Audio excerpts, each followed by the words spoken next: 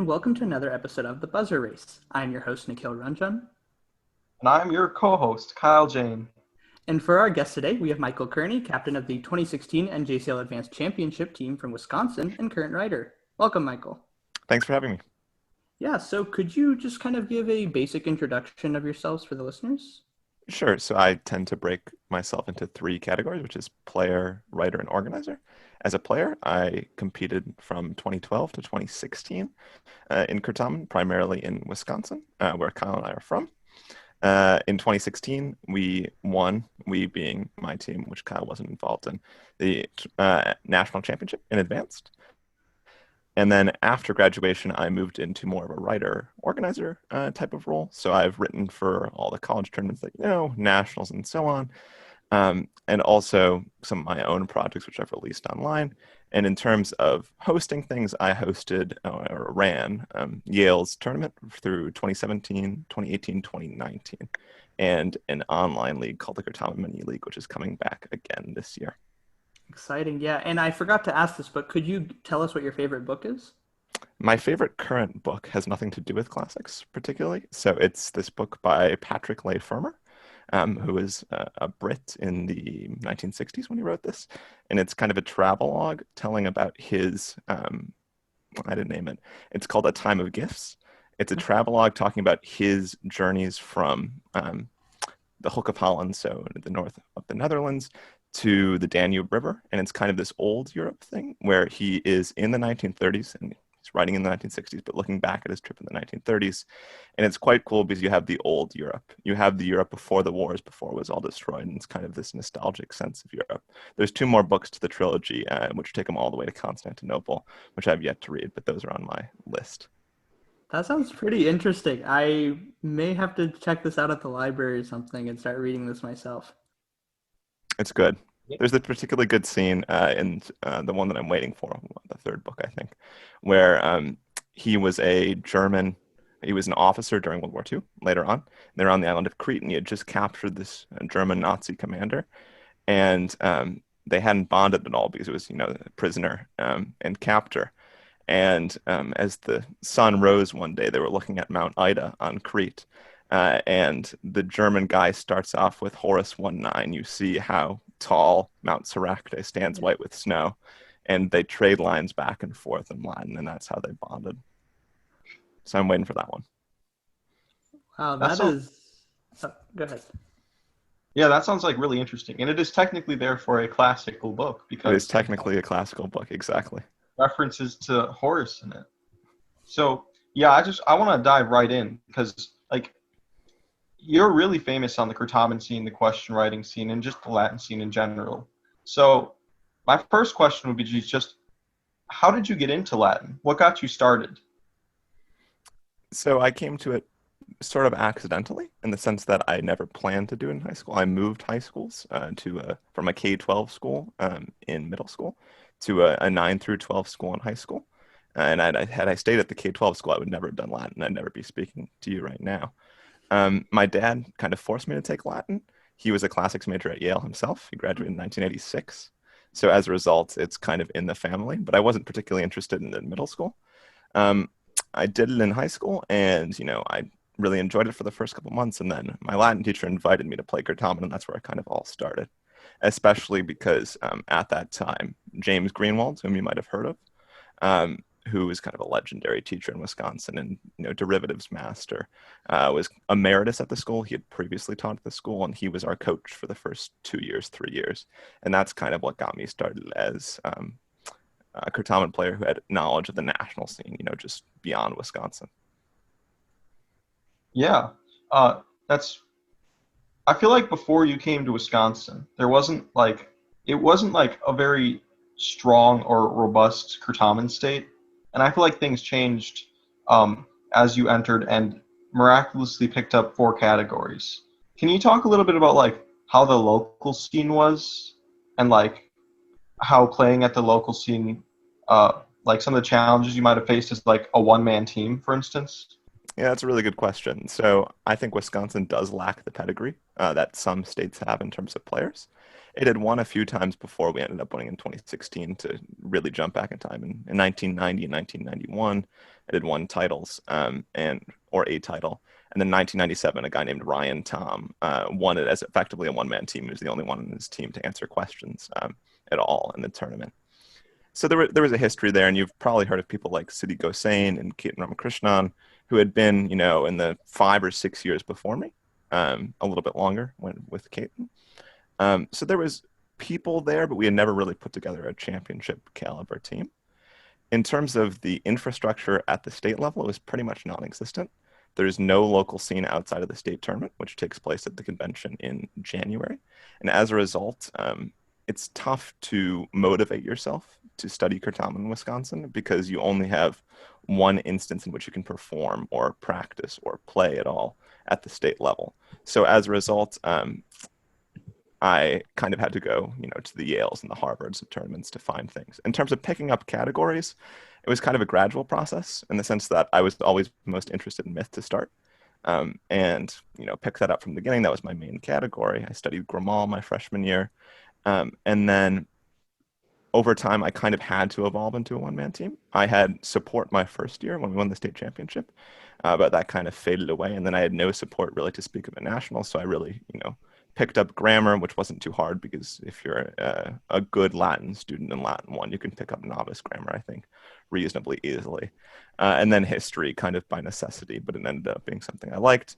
And then once I got to advanced and I was going to these tournaments, these Harvards, these Yales, and really even the state tournament, I was forced to pick up literature because I was literally playing as a one-man team. In the case of Yale and Harvard, it was only me there. Or in the case of my state team, there were 3 other kids on my team, but they weren't particularly answering questions.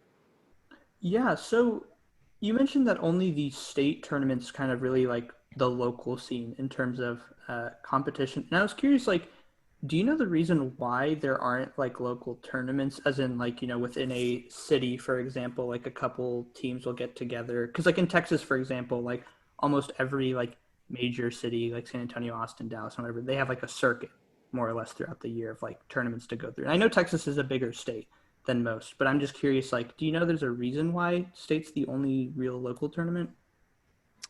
No one's had the initiative to found one or the desire to found one, but I also think that there aren't particularly many schools in the state that do it. There are pretty much, or there have been 12 schools which have showed up to the Wisconsin convention each year.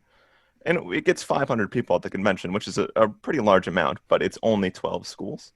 And if half of those aren't interested in Keartamen at all, it's tough to get the remaining 6 to play. I think the largest barrier probably to hosting tournaments in Wisconsin or any state at the local level is a lack of available questions.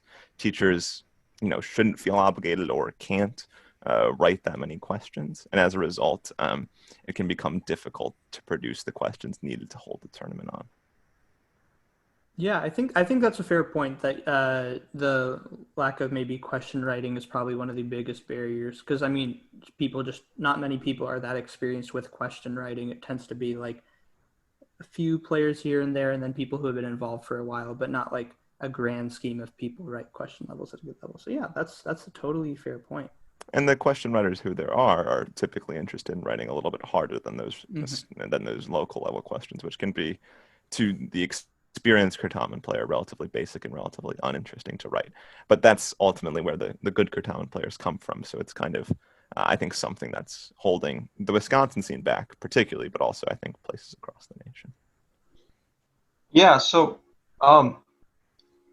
without like a strong local scene, and really only one state tournament that you would go to annually, like excluding Yale and Harvard and nationals, what do you think kept you interested in Keartamen? Was it like the people? Was it the competition? Was it combination?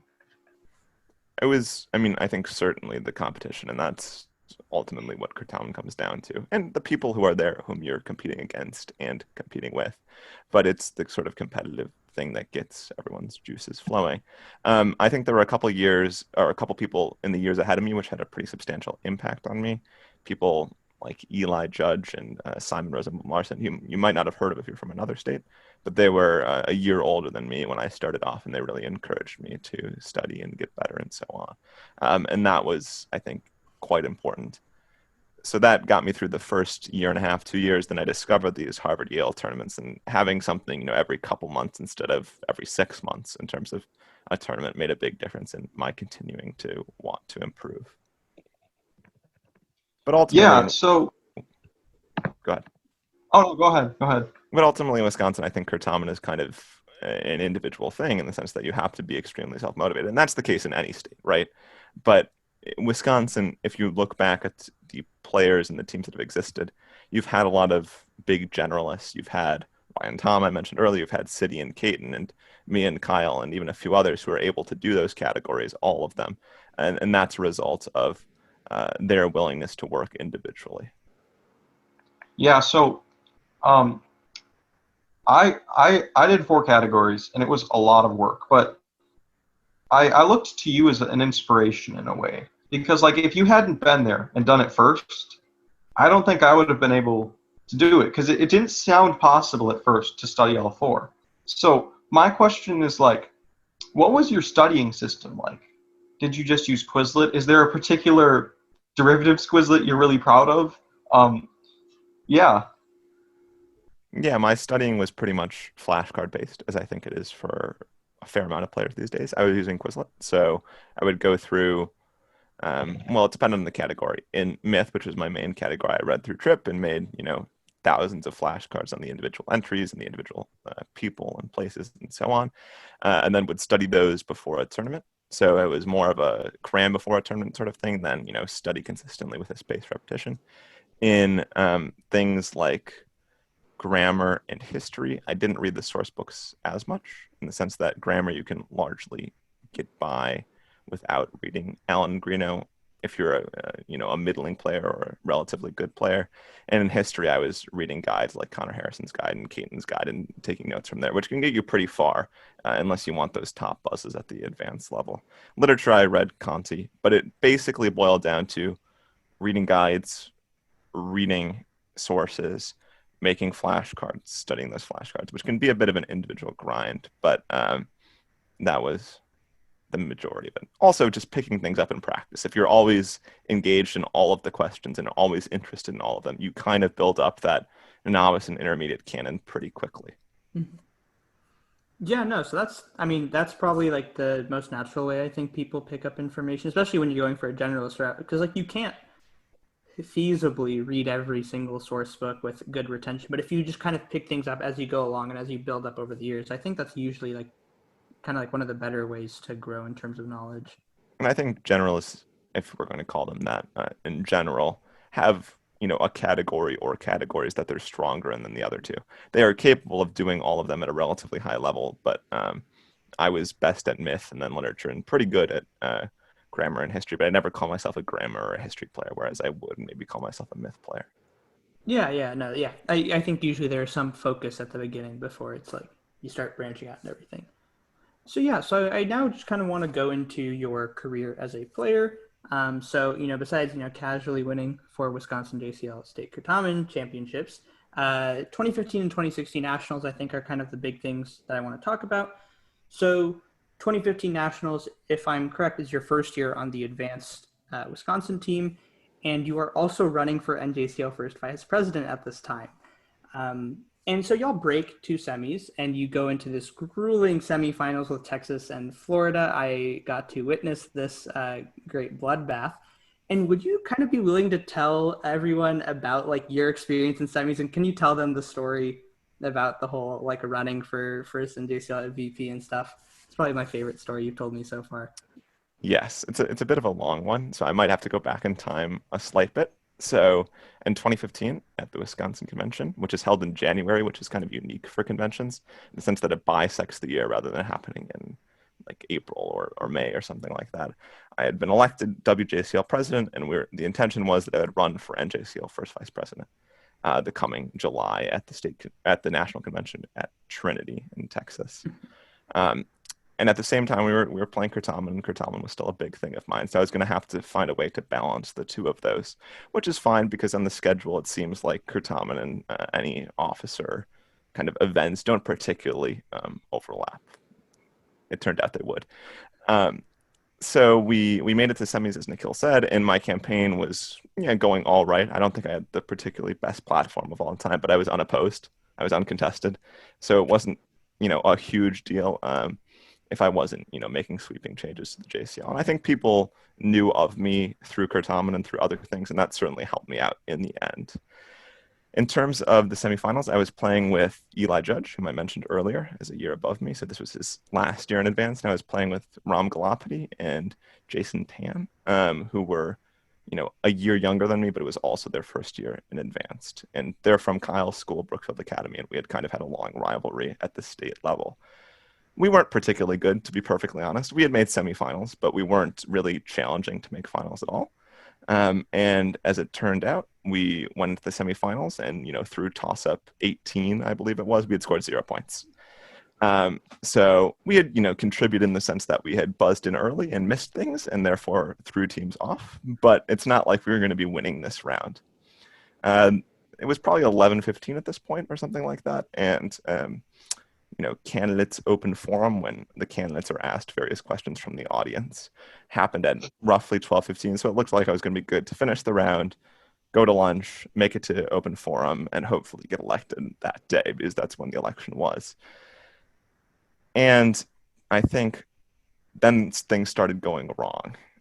So the big controversy was around toss-up 18, toss-up 19, which was a literary device question. And the answer that the paper was looking for was chiasmus. So, it gave you that ABBA pattern that you've seen with chiasmus, but the Florida team buzzed in first or second, I don't quite remember, and said chiasm, which became a problem quickly. It wasn't accepted, but it was challenged, as Florida is wont to do. And it went to the moderator's room for adjudication. At this point, we were kind of just sitting there because it mattered in the Texas and Florida thing. We were never going to make finals, but they were quite close. And the scenario was that, if the answer weren't accepted, it would be a replacement question for us and for Texas. And this could really swing things because Florida couldn't buzz in on the question. And then there'd be a toss-up 20 as well. So there are 2 toss-ups remaining in the balance effectively. And this challenge went on and on and on. It's tough to get a sense of if you weren't in the room, but it probably took 45 minutes, an hour 15 to ultimately resolve. And all this while, we were beginning to freak out because I had to be at Candidates Open Forum in order to be elected. It's a constitutional requirement that you show up to Candidates Open Forum. If you don't, you're automatically disqualified from office, from running for office, from being elected to office. And it also happened that Ram and Jason, the players on my team, were our delegates. So they were the ones who controlled Wisconsin's votes for all the different elections. So as the time crept closer to 12:15, we were getting more and more worried about not being able to make it. But all this time, something else was happening in the room, which is to say that Florida was on our side because we could spoil question 19, the replacement for the lit device question for Texas, if the challenge ultimately didn't go through. In the sense that we could get it, Texas could not, and that could help Florida make the championship, the finals. And Florida started cheering for us. And this was remarkable because Wisconsin has a following, but it's relatively small. But Florida, shows up with 100 people to each round, especially advanced semifinals. It was in this big room in Trinity, that could seat 250 right behind us. And all of a sudden, the Wisconsin people started teaching Florida people the Wisconsin cheers, and the room was going crazy in support of Wisconsin.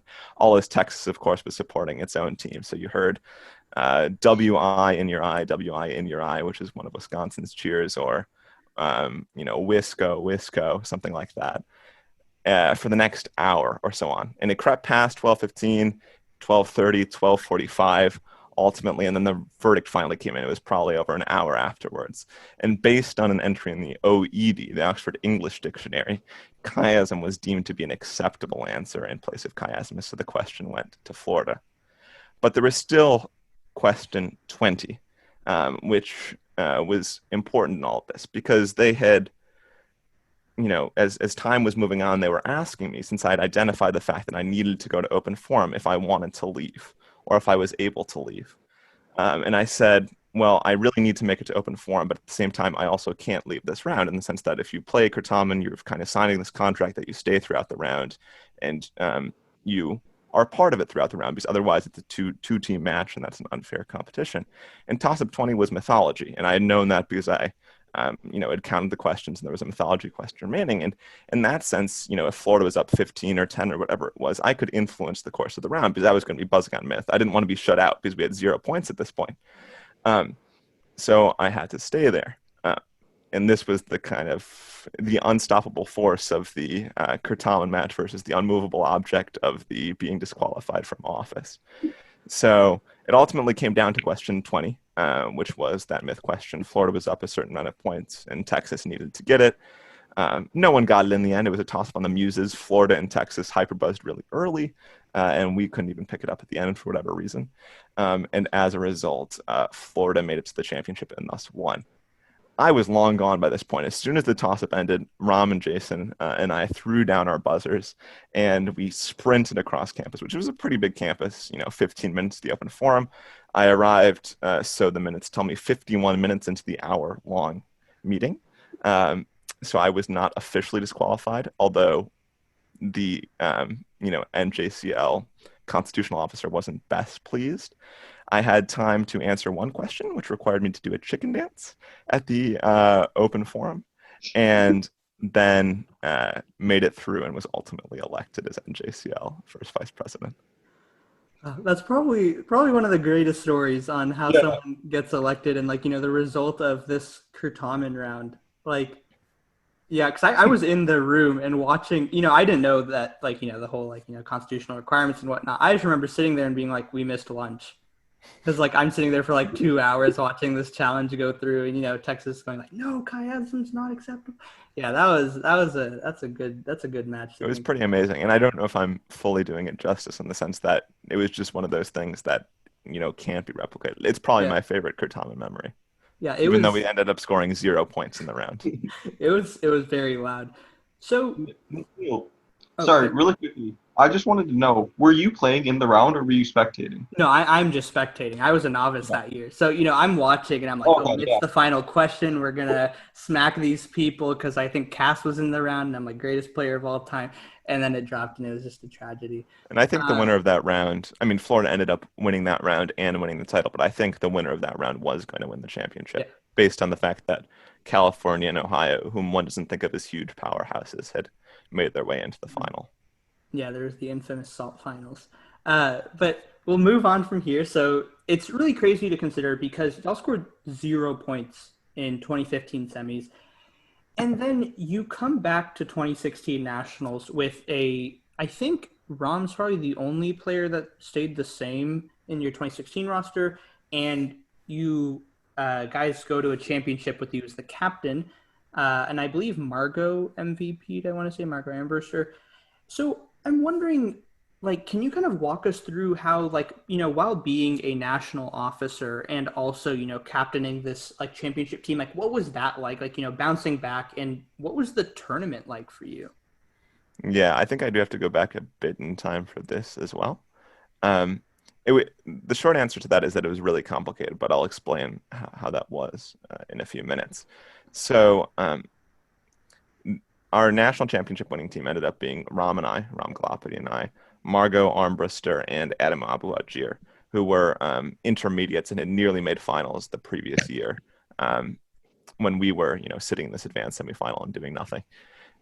Adam was a myth player, Margot was a grammar player, and having that grammar player ended up being really useful. There was a fifth guy, Jason Tan, who would have been the fourth member of the team. He would have replaced Adam, but we learned in May that he was going to a camp at Penn, kind of a business type camp through Wharton, I think. And as a result, wasn't going to be able to play the tournament. So we had to kind of scramble a little bit. In terms of the lead up to the tournament, we just grinded a lot. Ram was going hard on literature. I was, touching up all my categories, and I've been working throughout the whole year. Margot was a grammar player, so that was excellent. But we didn't expect really to win the thing, and I don't think anyone expected us to win the thing. And that was the great part about it. Perhaps the best story of that is in the Wisconsin Torch. For the previous 2 years, I'd been publishing kind of advanced Keartamen predictions. So I'd be ranking the top 9 teams based on, what I thought was going to happen and what I thought the results were going to be. and giving a little write-up, which was in the first year a little bit more negative than I might have wanted, and I think that soured people towards it fairly enough. But I thought it was pretty positive in the 2016 edition. I ranked Wisconsin 4th in this. So, making semifinals, not exactly the team you expect to win, but it has a shot at finals, which I thought was more or less accurate. And I got, trashed online for this. So there used to exist this thing called Latin shoutouts, which was you were only familiar with if you were in the JCL between late 2015 and 2016. But people posting anonymous things via a Google form, and they go up in this Facebook group. And someone, comments anonymously when Michael Kearney ranks his team way too high. And that was kind of our motivation. So we went into the tournament with those 4 players, and we ended up performing, quite well in the prelims. We played Illinois round 1, and I think we lost by 5 points, but we put up 160. Sammer dropped 7 grammar on us, which was an unfortunate experience. We played Texas round 2 and kind of smashed them, which ended up being important later. And we played, I think it was Louisiana and New Hampshire round 3, and we were able to put up 305, which was a big score. Because I remember walking out of the room after that, and the Georgia coach was waiting for us, trying to figure out, what our score was so they could figure out what the semis pitting was. And he asked what we had done. We said 305, and he went, wow. He just wasn't expecting us to score that much. And we ended up being, I think, the number 1 seed, which was a big surprise. It was either number 1 or number 2. In terms of running, I'll get to semis and finals in a second. In terms of balancing Keartamen and the NJCL officer stuff, it was extremely hard in the sense that both are really demanding things. Both require you to put a lot of your time. I had to prioritize being an NJCL officer because that's ultimately the most public facing position and the thing that matters most for the whole convention. So I had to go to all those meetings, but I was able to, and this was very kind from the NJCL committee, get out of part of a dinner to go to the 3rd round and to score those points that allowed us to get the 1st seed, which ultimately were important. But it was, less sleep than I would have wanted. It was less practice than I wanted. We played, 20 toss-ups the whole convention in practice. And I think that wasn't necessarily bad in the sense that we were able to be a bit fresher than other teams. I think that teams can sometimes over-practice, so to speak, especially if they're playing more difficult questions than they might see in that round. It might actually hurt them in terms of preparation. So I was at this tournament kind of our primary myth and history player. Marco was our primary grammar player. Ram was our primary lit player. And Adam was backing me up on myth while I backed up Margot and Ram. So we made it to the semifinals, and there weren't too many conflicts there in terms of timing. We played Massachusetts and Texas. We were a little bit scared of Massachusetts. They had the 2 Gows. They had Nestris. They were a really good team. And Texas had Cass and Colby and a couple of other guys. But it turned out that Texas were quite afraid of us because we had beaten them in round 2. And it ended up being a really low-scoring round. We answered 6 toss-ups correctly and won comfortably. It was like 115 to 55 to 50. Because our strategy was we thought Massachusetts was better than us in grammar. So we buzzed early and drew them in time and time again and trashed the grammar questions effectively. And then I got, 2 myth and 2 history, which was good because I just really picked up history in some ways to get us into the finals. In the finals, I think we got a little bit lucky. We were playing against Florida and Virginia, but it was a little bit of an easier round than one might expect if you go back and look at the 2016 questions. I started off with a good buzz on toss-up 1, which started with born at Tingantera, and the answer is Pomponius Mela. And I think everyone was not expecting to buzz 3 words into the round with an answer, and that kind of started things off for us. Margot had an extremely good round. She got 4 grammar. Adam got a myth, which was one of his only 2 questions in the tournament. Ram got 2 literature, and I got a history and a grammar as well. So we ended up with 4-3-2-1, Margot leading the way. And those 10 toss-ups allowed us to do it. And that was a really exciting round for us. And I'll talk about that in a second, as sort of what it looked like in terms of drama. But in terms of balancing that with NJCL officer stuff, that the finals and the NJCL officer workshop where you talk to local and state 1VPs and 2VPs. They coincided. So I had to, as soon as we got the trophy and had taken a single picture with it, Ram and I had to run across because he had just been elected NJCL parliamentarian, to those meetings, and we were 45 minutes late. But luckily, Hannah Syriac, who was the second VP at the time, had run the meeting for me. Wow, that is straight up absurd. Yeah, can you go? Because I watched this round and it was pretty like amusing from like a standpoint of like like the challenge. Can you just walk us through a little bit, maybe like a briefer summary of like kind of like what that was like? Sure. So I think the important thing to know is that the Wisconsin team were considered underdogs, and as a result, a lot of people who were on our side. So at least that's the sense that I got. Maybe that wasn't entirely true, but other than the Virginia and Florida people, it felt like a lot of people were rooting for us as the team to break through. So we started off with toss-up one. I got Pomponius Mela literature, and that was a good start. But there were several challenges which kind of ended up defining the round. So we challenged bonus two on toss-up one just to get us warmed up on the whole challenging things, which we had answered, day choreographia for Pomponius Mela's work, and they wanted choreographia. We won that challenge fairly easily. There was a vocab question which was asking as a bonus for the meaning of confertus, which means something like dense or packed in or something like that. And we gave something that was sort of along the same lines, but not exactly correct. And it was initially not taken. We challenged, and then that came back later in the round. So going into toss-up 20, at the final score check, we were up 25 points, which is the most dangerous lead in Keartamen because someone can easily challenge it back to a single toss of the game. And Florida did. They re-challenged our answer for confertus. I apologize, I forget what exactly we had given. And they reversed their decision. So they had originally not accepted it, then they took it on protest from us, then they untook it on protest from them. And I was pretty annoyed about this because I raised my hand and said, why is this possible? You can't do double jeopardy on this sort of thing, in the sense that if you decided initially that our answer was correct for some reason, you must have had a reason for it. Why does that reason not now still apply? So we were only up 20, and we were nervous because we were within reach again. So I decided that as this was being decided, if they could challenge things, I could challenge things too. And I started looking back at the round for a potential thing, and we settled on this bonus of a Tacitus question. So the toss had been Tacitus, and they were asking in the bonus for what was the subject of Tacitus's Dialogus de Oratoribus. And we, answered orators because it's the dialogue on orators. We got prompted. We said past orators, and they didn't take it. The answer that they wanted was the decline of oratory, which is what the work's ultimately about, but it's not the best question if the title says Dialogus de Oratoribus. Yep. And obviously the decline of oratory involves past orators. So we challenged that. What I was really expecting is a replacement bonus, but they ended up taking our answer of orators or past orators. So we were up 25 going into the final toss-up, which was grammar. I foolishly buzzed on the list, guessed one of them, and was correct, which was good because that was the final toss-up I played as a Keartamen player in high school. So it was really exciting overall. People felt like they were really behind us because these challenges ended up taking 35, 40 minutes as well. There's a good picture of people raising the Wisconsin signs in contrast to Florida's heart signs in the round. So it was kind of, we had sat through chiasmus the year before in order to get to that moment for our challenges. So I have one question. Did they end up taking confertus or?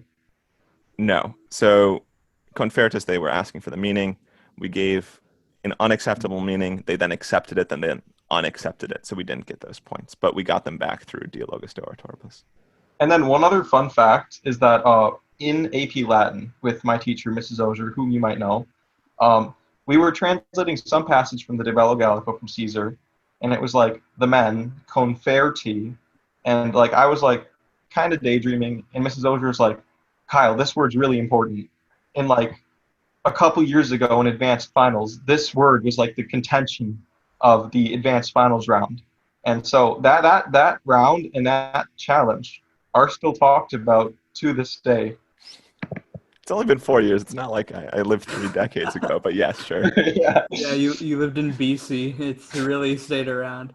No, but yeah, that's That's an interesting experience, especially as a player, dealing with challenges and stuff. Because like it's different when you have a coach, on the side just challenging everything for you, as opposed to actually challenging it yourself. So post JCL, you have a go ahead. That's something that we always had, issues with, or we prided ourselves on Wisconsin from another direction, in the sense that we never really had coaches. Mhm. I said before that it was all pretty individually motivated in terms of studying, but it was also we were in charge of, playing Keartamen for ourselves. We didn't have the coaches who were as heavily involved. Back in the day, Greenwell would have been challenging for us, but wasn't able to do that then. So I think that's in some ways, a good thing. Maybe it should be adopted in Keartamen generally, maybe not. We can decide that or debate that at another time. But having the players decide, having the players make the decisions on what to challenge, what not to challenge, let them play the round after themselves. There's certainly an argument for it. Yeah, I mean, I think that's also occurred from time to time. I've seen players like reject their coaches' challenges, and they're like, "No, I don't think this is right" and stuff. And I think, yeah, there is a good debate on whether or not players should be the one handling challenges or coaches being involved. So yeah, so post JCL, you have a super brief coaching stint for the 2017 advanced like Wisconsin team, which did not break semis that year.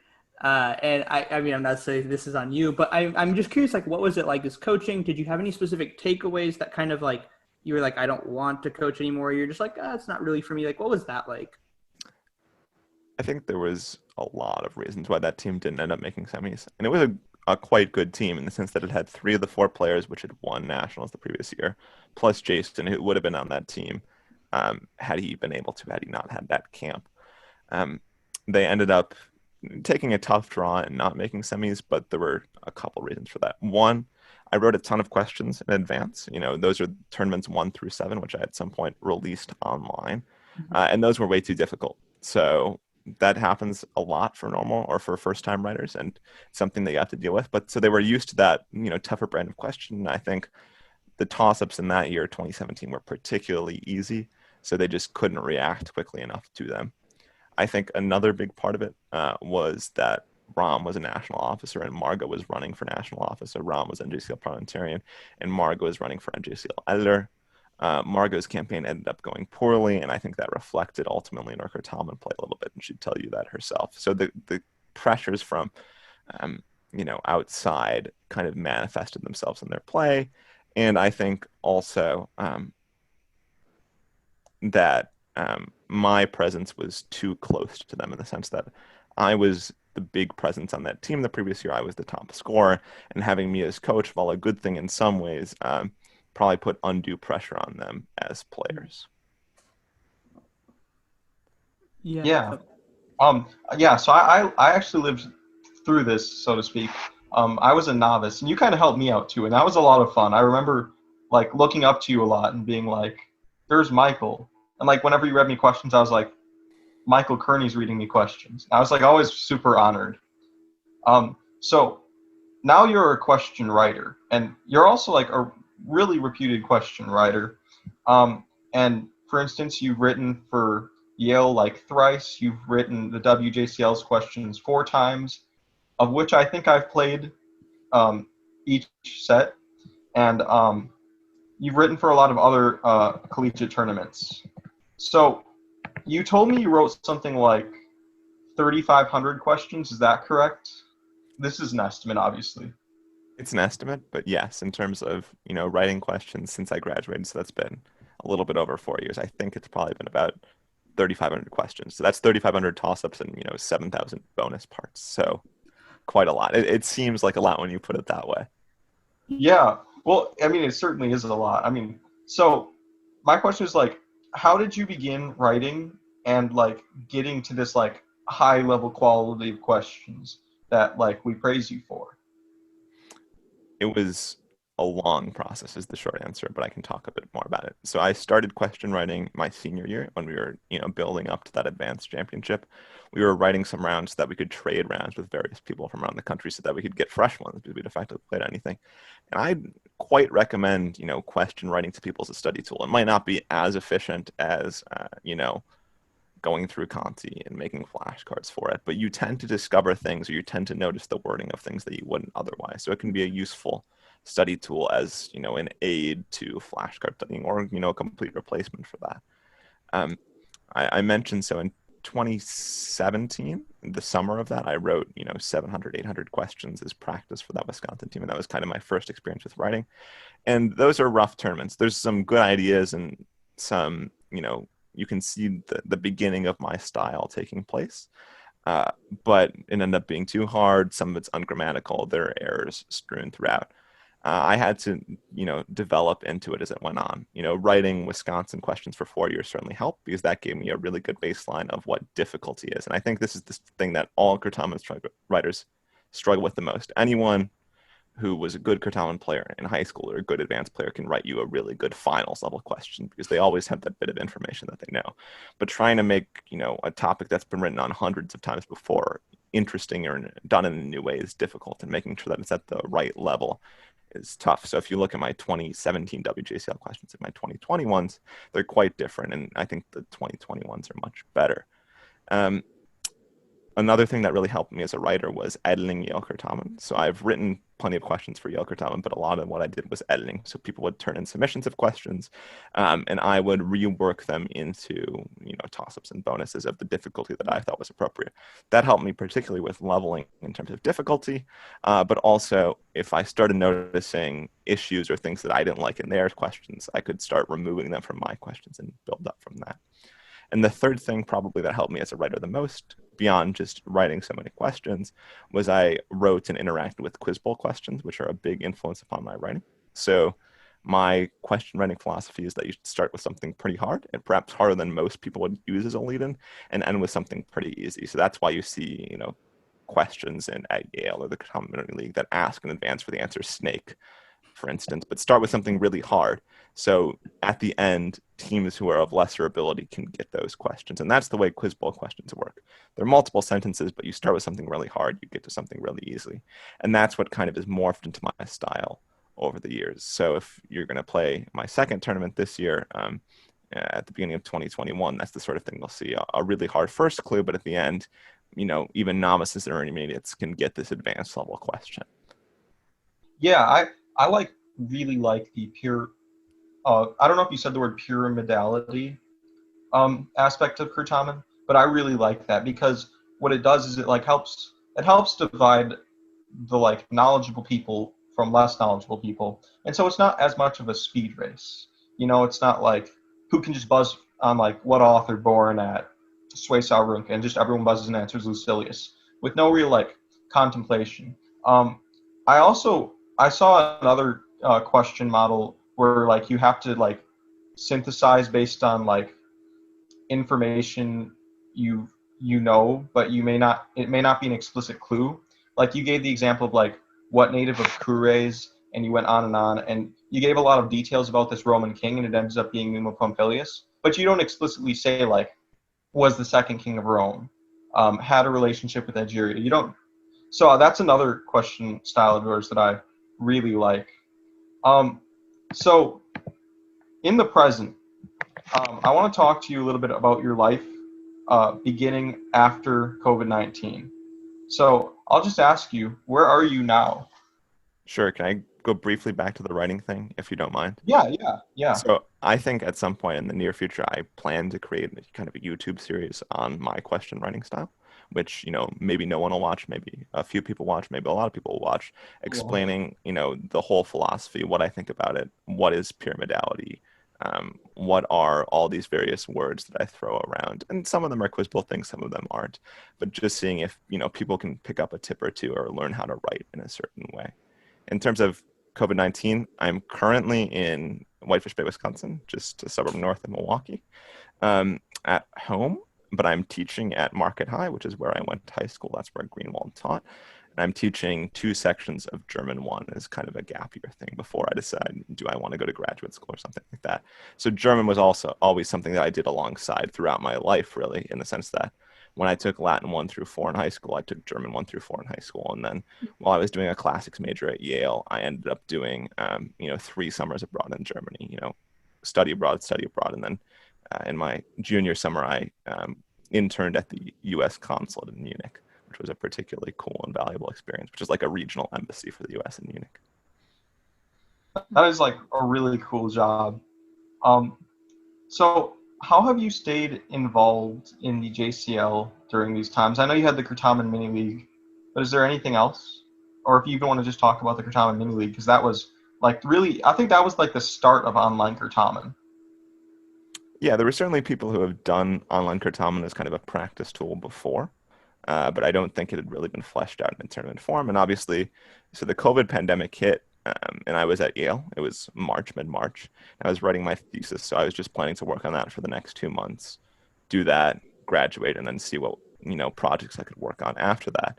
Got sent home, had this crazy drive across the country where it looked like, borders would be closing behind me. I had to drive with various members of my family because I don't drive myself, and I had all these books to take back, and I couldn't fly through New York. It was kind of dramatic in and of itself. But I realized that Harvard was going to be canceled pretty soon. That was due to happen in 2 months, and there or 2 weeks, and there weren't any tournaments on. So I put out an announcement or a question on the NJCL Competitive Keartamen Facebook page, asking if anyone would be interested or helping in helping to, write Keartamen questions for a tournament in late May. I originally said, or mid-May. Then it became clear that we needed something sooner than that, and something needed to happen. So I fired things up. I kind of went to the Quiz Bowl playbook and decided we could do a Discord tournament where unite these teams from all around the country on this Discord platform and host a certain number of rounds over a given amount of time. I had a ton of people come through and provide questions for me, which were from all around the country, and I'm extremely grateful for that. I ended up writing a fair amount myself too. We ended up with this format with 4 prelims rounds, a quarterfinal, a semifinal, and a final quarterfinal, because there were so many teams that we needed to have more than 9 making it to the elimination rounds.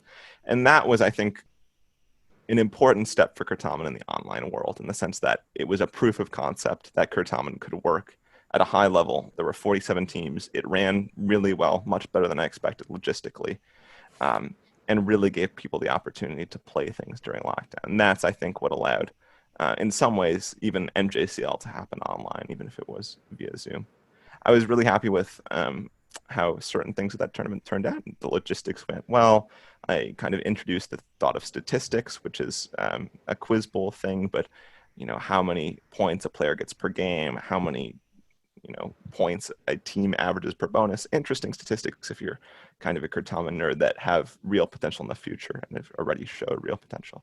I think the questions are a little bit of a jumble at times. There wasn't as clear a guide on what difficulty should be or could be or what exactly I was shooting for, but that was the function of starting up a league for 47 teams around the country in 2.5 weeks.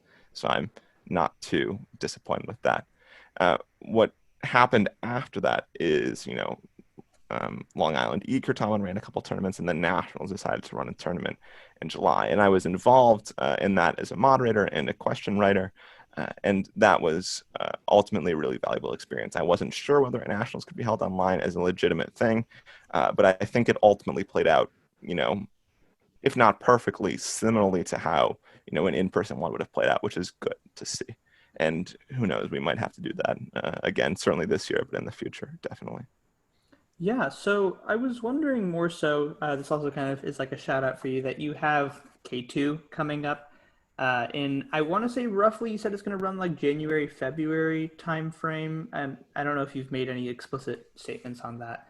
But I was wondering, like, were there any specific insights from running CML and, the question writing and how that turned out and the reception that you are trying to implement in K2? Yes, there are quite a lot of things that I want to implement. So just to give you a bit of background, CML, Keartamen Mini-League, was what we ultimately named that league that ran from the very end of March to the very end of April, 7 rounds. And that's the structure we're going to go for Keartamen 2 or K2, Keartamen being Kear Tamen, a play on my last name. Where it's 4 prelim rounds, which allow people on teams from across the country to have that extra round to compete in, to have fun in, and then you do get into that cut through it competition that comes with elimination rounds. Anyone's available to play it. It is accessible in the prelim rounds for novice and intermediates. The answers are easy, and I'll get to that in a second. Logistic wise, it's going to look the same. I think Discord works well as a platform if you can swing it in the sense that you can set up these rooms and these permissions ahead of time that that people can just log on the day and join their room, and it's quite easy to overview from a host perspective. Whereas Zoom has the great advantage of you being able to see people, but it makes it a little bit difficult because it's not centralized under a central server, as is the case in Discord. I'm trying to bring some more innovations, hopefully, to Keartamen 2, which is set to run January, February, which primarily revolve around that hard, easy structure of a question. So pyramidality, making sure that it starts off pretty hard, maybe even harder than you've seen in normal Keartamen run, ends pretty easy. But then also really focusing on what the difficulty of the bonus is. So having one easier bonus and one harder bonus, so you can really differentiate among teams and levels of knowledge in the bonuses. There's a few other things too. I wrote a tournament this summer, kind of a practice one, which in mythology, I couldn't toss up any names, so any named people. In literature, I couldn't toss up any authors and works. In history, I couldn't toss up any battles or people, such that you get more interesting answer lines. You get things like, well, I'm forgetting now, but cities in mythology.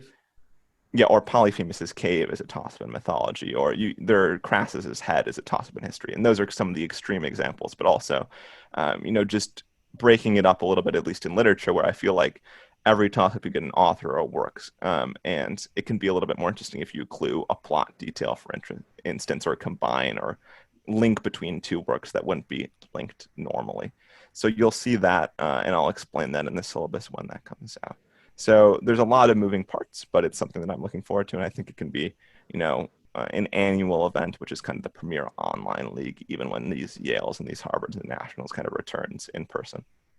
Yeah, so I wanted to also just further mention that you're writing K2 all on your own. This is a self-done project. You are the one writer for, I don't know how, I guess 140 toss-ups, I think roughly, without including the bony. So that's a pretty and I guess replacements too. So that's a pretty absurd thing that you're putting together on your own. But I mean, I'm sure everyone is very excited to see how it turns out, given the success of CML. It's had really good reception. Yeah, thank you. Yeah, it is a self-run thing, but I'm consulting people. I've sent questions to Nikhil and to people like Dante Minutillo just to get feedback on what do they think. Are these buzzable on the first clue? Is this bonus too hard, too easy, stuff like that. About halfway done with the toss-ups, and going to continue to work on that until January. So it's looking in pretty good shape. But if you want help out, from a reading perspective, if you want to play, I highly recommend that you reach out to me to do so. Yeah. So now, kind of jumping outside of Latin, we have AGON. So you told me that you were part of kind of the advocation for AGON coming back to this most recent nationals, which I thought was a pretty good success, honestly. I mean, there were 21 teams, I believe, and with really good scoring too from these teams. It wasn't first time, or I guess technically second time at the national level running it, but super low scores. Teams were converting really well, and it was pretty impressive. And so you mentioned that you were also writing up an AGON tournament, which I don't know if you've set a date for. I think you said maybe March, but still haven't said anything concrete on that. And I was curious, could you kind of tell us what you're aiming for with this tournament and stuff like that? Was kind of what's the goal? Can I jump back briefly to talk about AGON more generally? Yeah. Sure. So I was inspired. So in 2014, I think it was, they held AGON for the first time at nationals, and I played in that as an intermediate. Doesn't really matter in AGON, and I was only answering the Greek myth questions, but I was kind of taken by it, wondering why in the junior classical league, and when classics comprise Latin, ancient Greek, why we were asking so little ancient Greek. Obviously, it's because we don't do it in the classroom very much, but it seemed like a deficit. One doesn't really learn a ton of Roman history in the classroom, but we're still asking really deep questions about it in Keartamen. So I took that forward. I hosted a very small AGON at Yale previous to the tournament, or prior to the tournament, in 2017, I think it was. And I was a big part of advocating for reinstating AGON to the national scene in 2018, 2019, and then 2020. And ultimately, we were able to get it into 2020. And I think that was really successful. Nikhil contributed a lot of questions to it. And people were really pleased with how it ran, introducing this Greek stuff, which people, learn more than you'd expect to, a broader audience. In terms of what I'm expecting in this 2021 AGON, yeah, March is the the provisional date, it would run over a Monday through Friday. So you play one round each day, Monday, Tuesday, Wednesday prelims, Thursday semifinals, and Friday finals. What I want it to look like is kind of a guide for how I think AGON should be. And I think I'm uniquely set up to write a good AGON tournament against solo, in the sense that I did this as part of my classics major. I'm quite strong on the Greek lang, but I also have the basis to be able to write Greek lit, Greek history, Greek myth, and set it at at a accessible level, and that's the goal. So it's not supposed to be Greek myth along the lines of advanced. It's supposed to be Greek myth that's accessible for novice and intermediates, and a tournament that's basically of interest if you want to look at a few of the guides and learn a few of the things to all. But it's again going to follow that hard to easy model where you can get those easy answers at the end, but you're going to really reward people who are able to buzz in quickly and know that first clue. So look out for it in March. I'll be announcing that on the NJCL competitive Keartamen Facebook group, on any of the Discord servers I'm in, and so on. Yeah, no, I'm excited to see how it turns out because I believe you're also. I mean, I don't know if you've still made a concrete decision, but I think you mentioned it's going to be unleveled, so anyone can play. Anyone can play, and anyone, including people who are not in high school. So it'll be open. Yeah. So high schoolers and SCLers and coaches, teachers, etc. are welcome. And I think that AGON's in this kind of unique position of being infantile in the sense that the canon's not yet developed, and an early tournament or two can really have an influence on what the canon looks like in 5 or 10 years. And I wanted to go a certain way, and therefore I'm kind of selfishly choosing to write this tournament in order to guide it and to show people what good AGON questions can be like, because I think that there have been really good steps made in that, but there's a little bit farther that we can go to get AGON to kind of the modern standard of question writing that we hold Keartamen to. Yeah, no, for sure. I think that's a good goal, and I'm excited to see how the tournament turns out and how it goes. I guess I will be a harsh critic. No, I'm just kidding, but we'll see. I'm sure it'll be good. Um, so yeah, so now just kind of like okay, we've talked about Keartamen, we've talked about AGON, and I want to just kind of jump back to Keartamen since AGON is kind of as you mentioned in a pretty early state where there isn't too much to say at the moment. You would need a lot more like play time and stuff to get a good opinion on. But in terms of Keartamen, do you have any specific thoughts on the scene? Any changes that you would either like to see implemented, within the next year or two, or within some time frame, or changes that have occurred that you think are good for the scene and should be maintained? The biggest one that I would like is a little bit more centralization when it comes to Keartamen in general. That's possible online because people are able to connect to various tournaments that they wouldn't be able to otherwise. But we mentioned really much earlier in the podcast how Wisconsin and many other states lack that infrastructure to produce questions and have local tournaments. And that's what I like to see, because that's what ultimately filters up and encourages participation at the state and the national level. So my critique of the scene, or the thing that I like to see the most, is kind of mirroring of tournaments. It's a quiz bowl term, which I'll explain in a second. But it basically means that there is a few sets written each year of questions, not the Texas local ones that we get. And then Virginia writes one at the same difficulty, and it's all these teachers putting in a lot of effort for really no gain. So I'd like to see, NJCL or a group of writers come together and produce, a couple of baseline sets a year. This is the baseline local set. This is another baseline state set, and so on. And they could send those around the country. You run into a few problems of question security, but people tend to be pretty safe when it comes to that thing. So, the local tournament in Texas could play on the same questions as the local tournament in Virginia, the local tournament in Wisconsin, and so on and so forth. And that way you could, give those places questions. And also, if you're keeping stats, you can compare teams from across the country.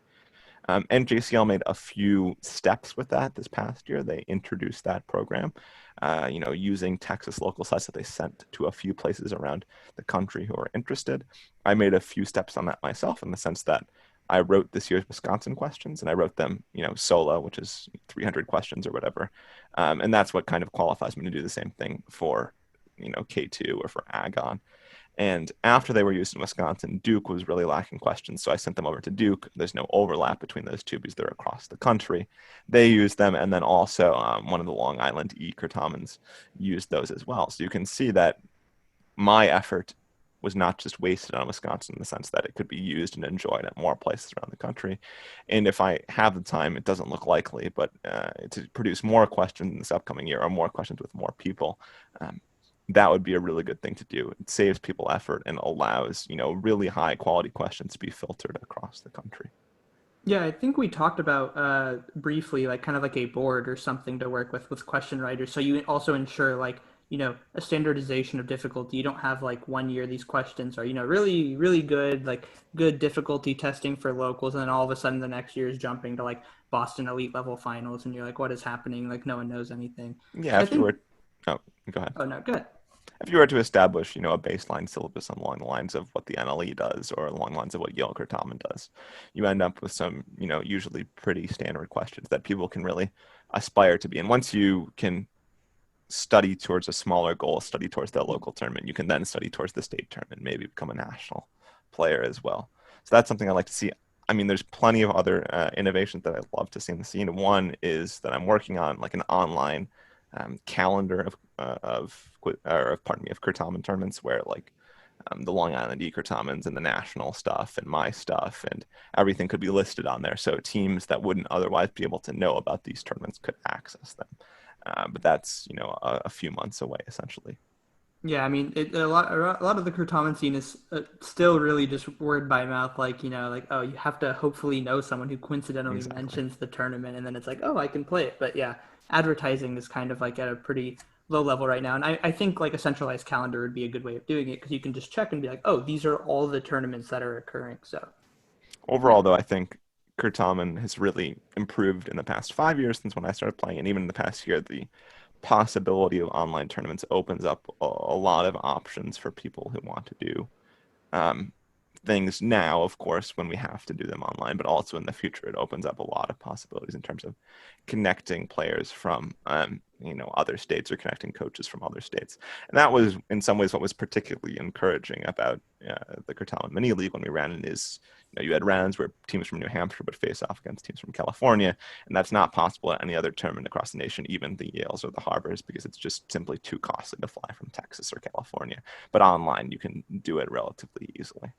yeah, no, I think the online realm has done a big thing, especially in terms of like the financial, like like right now, Keartamen is still unfortunately in this kind of like pay to play at the higher levels. Like you have to pay to get all these costs just to travel to the East Coast, like to play for a couple tournaments, or nationals even. I mean, it's still kind of like a if you want to play Keartamen at the national level, you have to kind of pay, which was nice with Zoom. I mean, still sure, yeah, there was a convention cost, but it's so much more accessible because you're like, you don't have to worry about the packet plus whatever travel costs. You're just like, oh, I paid the packet and I'm just at home. And yeah, I mean, there's trade offs. You're not getting to interact with everyone and do all the various things convention has to offer. But I think it's a good step to I think normalize that's online. really encouraging because Keartamen, I think, should be a free to play game or as free to play as possible in the sense that the world of classics is not so large that you can, discriminate among people who can and can't pay for things.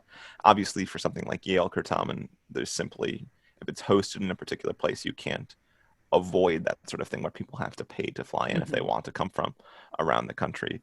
Obviously, Yale and Harvard make things easier by not charging a registration fee like some quiz bowl tournaments do. But yeah, as you mentioned, it's still, hundreds of dollars to fly across the country and get hotel rooms and so on. Yeah, no. I mean, I think online is a very good step. I think it will definitely increase. I hope. Okay, not definitely. I guess can't speak in absolutes, but hopefully will expand the player base by a lot because there's Mhm. just so much more accessibility now. So yeah, so finally, this is kind of a thing I always want to ask is any advice you have. So whether it's as a player, a writer, an organizer, like is there just some piece of advice like, going into any of these kind of steps in your career that you're like this is what I wish someone had kind of told me or just something you realize that you're like this is what I want people to know. I think I have two. The first is to current players and to people who might not be experienced, is that in Keartamen, at the end of the day, it's less a game about buzzing than a game about studying. And you have to realize that at some point in time. In the sense that in order to get that really nice buzz and to get that dopamine rush of buzzing, you have to work at it. And if you don't like the studying part of it, it's going to be a lot harder. And I think you really have to like that studying part of it. In terms of, for a more unique piece of advice directed at people who are around my age or older than me. Um, a little bit of coaching or a little bit of help to a younger player goes a really long way, in the sense that Kyle mentioned earlier how my reading him questions kind of motivated him to do these sort of things for the next 4 years or so. And that wasn't a particularly huge investment of time on my part. It wasn't like I was reading him every night. And you can do that, but that's not necessarily necessary.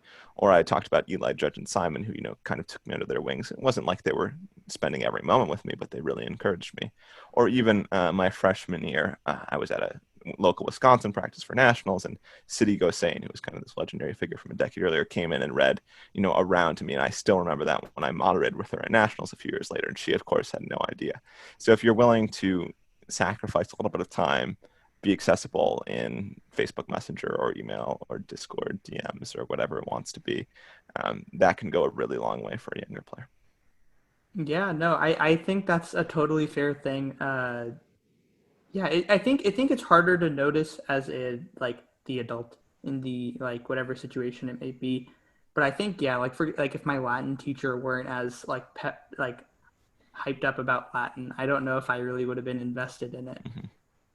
So yeah, I mean that's pretty much all from us. Thank you so much for coming on to this episode of the Buzzer Race. It was uh, pleasing as always to listen to your thoughts and your comments and your stories. They're always very enjoyable to hear.